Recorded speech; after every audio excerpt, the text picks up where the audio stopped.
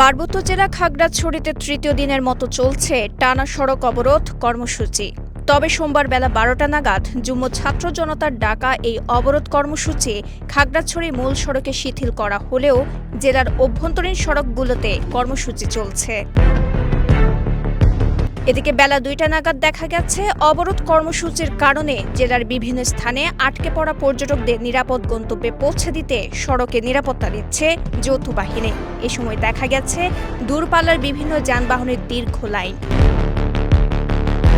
খবর নিয়ে জানা গেছে অবরোধের কারণে আজও খাগড়াছড়ির বিভিন্ন স্থানে চোরাগোপ্তাভাবে সড়কে ব্যারিকেড দিয়ে অবরোধ পালন করছে। তবে এদিন পিকেটারদের প্রকাশ্যে দেখা যায়নি। দেখা গেছে রাঙামাটি, লংগদু, বাঘাইছড়ি এবং খাগড়াছড়ির বিভিন্ন উপজেলা সড়কে অবরোধ থাকায় বিভিন্ন বাজারের উদ্দেশ্যে নিয়ে আসা কাঁচামাল পরিবহন করা কিছু ট্রাক ও পিকআপ আটকা পড়েছে। দুর্ভোগে পড়েছেন সাধারণ পাহাড়ি বাঙালি, ব্যবসায়ী ও পরিবহন শ্রমিকরা। এদিকে খাগড়াছড়ি জেলা সদর হাসপাতালের আবাসিক medical officer doctor ripple Bappi Chakma জানান, গত দুদিনে নানাভাবে আহত ৩০ জনের মতো হাসপাতালে চিকিৎসা নিয়েছেন। তবে কোন ঘটনায় এবং কোথায় তারা আহত হয়েছেন তা তিনি কালের কণ্ঠকে নিশ্চিত করতে পারেননি।